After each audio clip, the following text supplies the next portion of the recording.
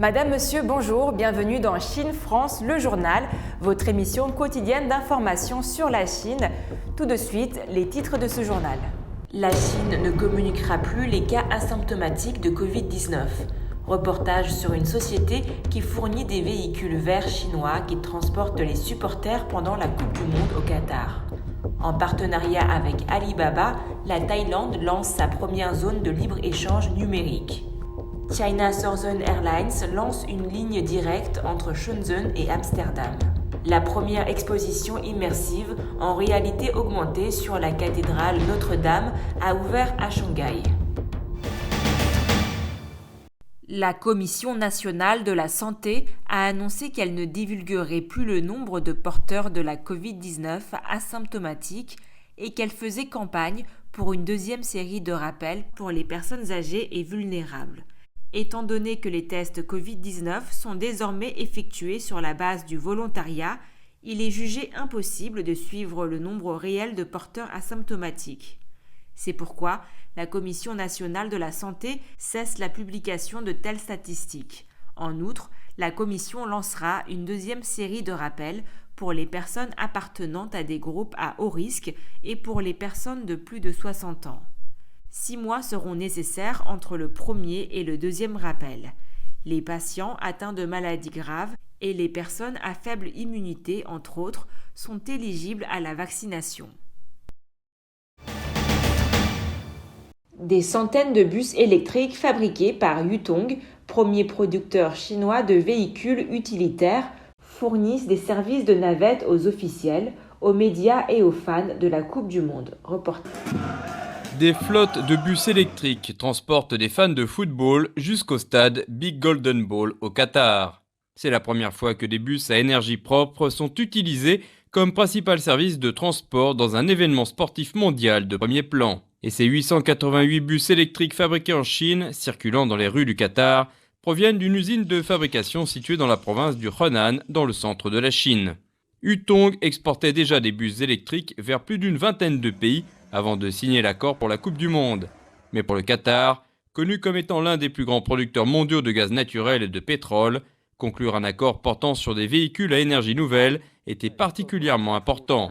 Dans le contexte des objectifs de neutralité carbone de nombreux pays et de la vision du Qatar d'accueillir une Coupe du Monde différente, nous avons fourni au Qatar une proposition complète. La proposition de Yutong a beaucoup à voir avec la vision nationale 2030 du Qatar et son objectif de développement vert et durable. Mais avec un climat désertique tropical, les températures estivales du Qatar peuvent atteindre jusqu'à 50 degrés Celsius. Et cela crée des défis pour les véhicules électriques. Les batteries peuvent-elles fonctionner correctement à des températures aussi élevées que 50 degrés Celsius ? C'était la plus grande préoccupation du Qatar. Yutong a envoyé une équipe pour mener une étude complète du climat local et des conditions routières afin d'optimiser leurs solutions. Finalement, Yutong a remporté l'appel d'offres en 2020.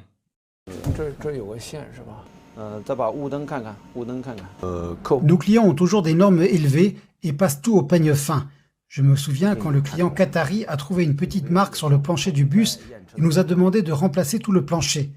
Mais c'est le côté pointilleux de notre client qui nous fait constamment améliorer notre qualité. D'après Hu Qingfeng, ces bus respectueux de l'environnement continueront à circuler sur les routes qataries même après la fin de la Coupe du Monde.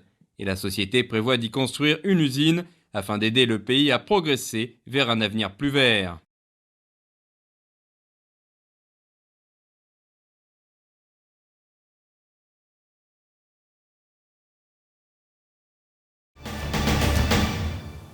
Alibaba vient de franchir une nouvelle étape dans son expansion internationale.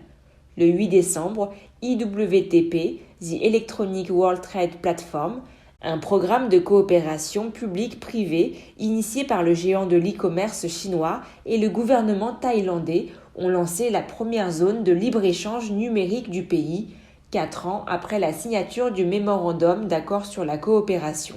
Depuis la Chine, le délai de livraison vers la Thaïlande peut être ainsi réduit de 10 à 3 jours.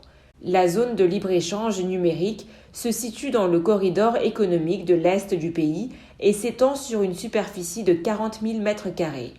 Le nouveau modèle d'échange économique a pu voir le jour grâce notamment à la coopération approfondie entre IWTP, le bureau du corridor économique de l'Est de Thaïlande et les services douaniers, car la direction des douanes thaïlandaises sera désormais capable de contrôler, voire tracer 24 heures sur 24, par voie numérique, les marchandises importées de la Chine.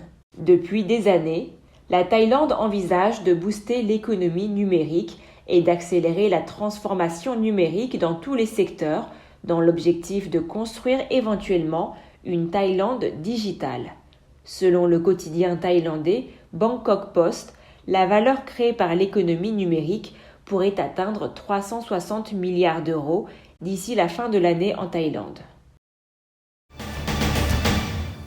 China Southern Airlines va lancer en janvier 2023 une nouvelle ligne directe de transport de passagers entre Shenzhen, ville de la province chinoise du Guangdong dans le sud de la Chine, et Amsterdam, capitale des Pays-Bas, a annoncé le 14 décembre la compagnie aérienne chinoise.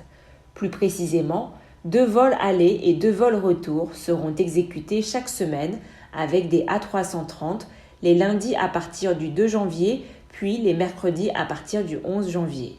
Les vols au départ de Shenzhen décolleront vers 1h50 heure de Pékin pour arriver à 8h heure locale à Amsterdam, et ceux au départ d'Amsterdam décolleront à 14h10 heure locale pour arriver le lendemain à 9h heure de Pékin à Shenzhen.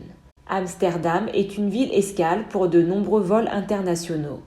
La nouvelle ligne sera à la fois la première ligne desservant directement Amsterdam depuis Shenzhen, ainsi que la première ligne intercontinentale lancée par China Southern Airlines depuis le début de la crise du Covid-19.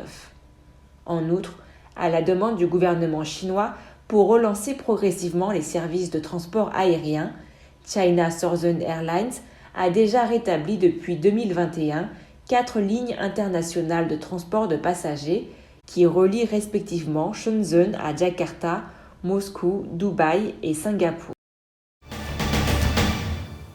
Une exposition immersive en réalité augmentée dédiée à la cathédrale Notre-Dame de Paris se tient actuellement au musée d'art Tioshi à Shanghai, à l'est de la Chine, initiée par l'établissement public administratif chargé de la conservation et de la restauration de la cathédrale Notre-Dame de Paris et la société technologique française Histovery et organisée par L'Oréal Chine et le musée d'art Tioshi. Cette exposition a pour ambition de mettre en lumière l'histoire de Notre-Dame ainsi que les changements historiques au fil des siècles dont le monument a été le témoin grâce aux équipements de réalité augmentée et interactifs. L'exposition a fait ses débuts au pavillon français de l'Exposition universelle de Dubaï et effectuera une tournée de 12 villes sur 4 continents. À Shanghai, l'exposition durera jusqu'au 2 janvier 2023. C'est la fin de votre journal. Merci à tous de l'avoir suivi. N'oubliez pas de vous abonner à notre chaîne YouTube et de partager la vidéo. Très belle journée ou très belle soirée à tous.